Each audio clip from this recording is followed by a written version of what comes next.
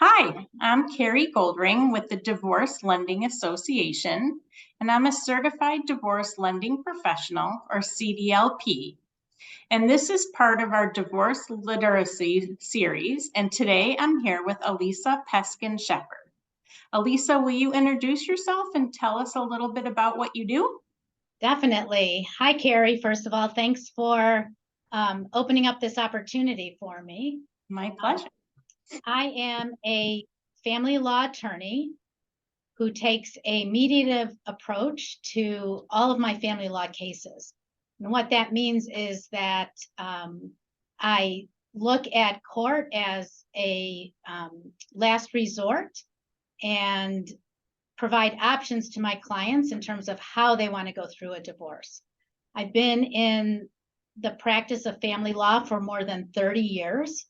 And I like to think that my approach is, innovative and insightful so that my clients know that they're getting an individualized approach to their divorce situation. That's fabulous. So can you give me some examples of different types of ways that you might suggest people to go about getting divorced? Sure. When I first meet with a client, I talk to them about the different options. Most people come in and think only about going to court because that's what most people know about. So I call that litigation or a standard divorce. So I tell clients, I love educating people who need the education. So I tell them about the different options, which include mediation, where they hire one neutral person to help facilitate their conversation, usually an attorney like myself, but it can be a financial professional or even a mental health professional.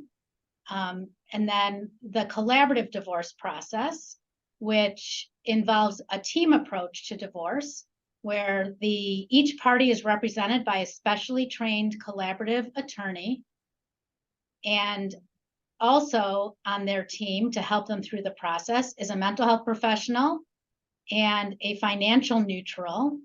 And then we often bring on other resources, for instance, a certified divorce lending professional like yourself. You're also involved, and it's great to have all of these resources involved, especially in the collaborative process, where we can address the emotional, the legal, the financial aspects of somebody's divorce, and they can be much more prepared about what their options are. So I talk to clients about litigation, mediation, and the collaborative divorce process. And then is there like a good reason why somebody may choose one over the other? So every situation is different. Right. When I talk to clients, so many of them are really attracted to the collaborative process because that's not adversarial. That's, you each have an attorney that advocates for you. But both parties need to agree to this process. It can't be forced on anybody. So depending on the couple and their relationship with each other and their goals for the future, because the collaborative process or mediation process is going to be more future oriented to preserve some of the relationship values that the clients have, they'll be more attracted to that. I think that just about every case can be a collaborative divorce case as long as both spouses are in agreement. That approach is really nice because I feel like after divorce, everybody still works as a family. And right. The goal is to, keep focused on the family. I try to, in my practice, one of my guiding principles is to look at the family as a whole, which I don't think every divorce attorney does that. But knowing that, especially if you have children or grandchildren, and there's going to be some relationship in the future, thinking about how you want that future to look like, either at your child's graduation or your grandchild's nursery school graduation or birthday party. How do you want to be able to sit in the room with your former spouse if you want to be able to sit there without tremendous animosity, knowing that you worked together toward a mutual goal, then you'll be more comfortable.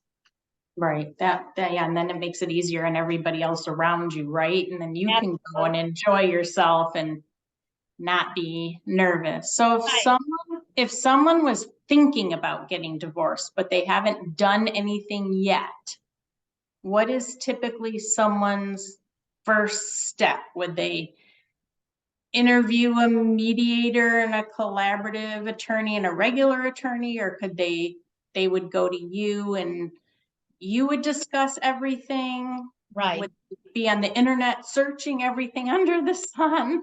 I think that from my experience, when I talk to a client and during an initial discovery meeting, clients have either done their own research online to learn and get a little bit of background and find an attorney, or they've talked to their friends. So it's one of those two approaches seems to be friends or a trusted professional or colleague. And that's how somebody usually starts. I think it's important for somebody considering going, the divorce, taking that step, that they do interview. I'm an attorney who will talk to my potential client about all of the options, because I am a mediator, I am a collaborative divorce practitioner, I am a litigator. So I can talk to my clients about all of these ways that they could go about getting divorced. That doesn't mean that they shouldn't talk to other attorneys. They should talk to other attorneys so that they know that the person that they're choosing is the right person. Right. And is there a certain question or questions that you think someone should always ask, or is it more of a feeling you have with somebody else when choosing an attorney? It's about trust. You have to trust that your attorney is going to guide you, because you're making decisions at a time when you're in your life when there's a lot of chaos going on. Things are in a state of upheaval.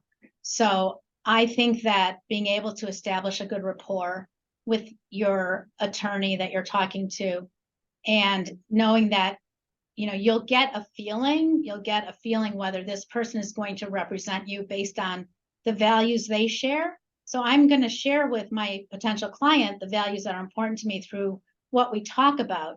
And I'm going to ask questions of my potential client to find out if we share the same values and if I'm a good fit for them as much as they are a good fit for me. So somebody who comes to me and doesn't necessarily care about the facts or what their future relationship might look like, and only cares about screwing over the other person, sorry, there's no other words to use, just has so much resentment and just so much resentment toward the other person, won't be able to get beyond that. That might not be a good fit for me. That person might not want me, because part of what I'm going to want is to help my client be able to set some of that aside so that they can be happy in their future. It's so nice. And that makes great sense, because when you think of divorce attorney, all you think about is put on the boxing gloves and fight. And you kind of look at it as a more holistic approach, I would say. Yes. I mean, I have boxing gloves in my office, so if I need to, I can pull them out.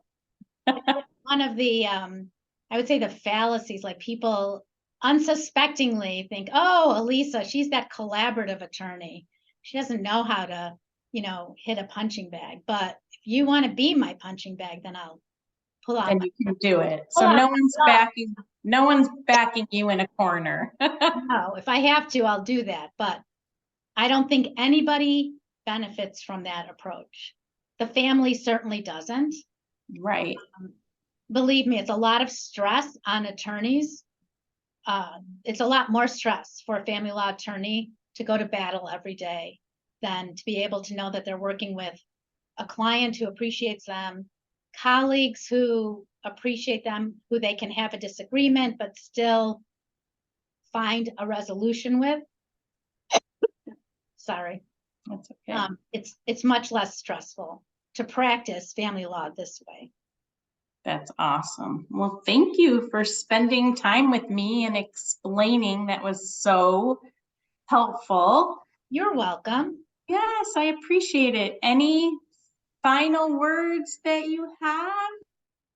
I would say that when you're, well, yeah, when you're interviewing an attorney or a mediator and looking to get divorced, that it's important to be curious and ask questions.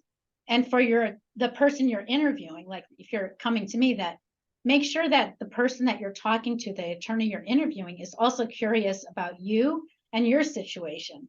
Not just asking rote questions, but really listening to what you're saying, which you'll know by the questions they're asking you back. And are they curious about what your life or your lifestyle is really like, or do they just want to go through their checklist, obtain all the relevant, have a checkbox of information that they need to obtain, and not really listening to what you're saying. That's smart. That's smart. So if somebody wants to get a hold of you or learn more about you, how can they find you? So the internet is a great resource. Thank you, Google. My law firm is called Transitions Legal, and our website is transitionslegal.com. And there is a host of information on our website. And if they want to set up an initial consultation, for which there's no cost for a 30-minute initial consultation, just to start to educate themselves about divorce and the divorce process and meet me in person, then they can just call us. Our telephone number is 248-290-0560. That's wonderful. Again, thank you. I really appreciate you doing this with me. You're welcome. It's a pleasure.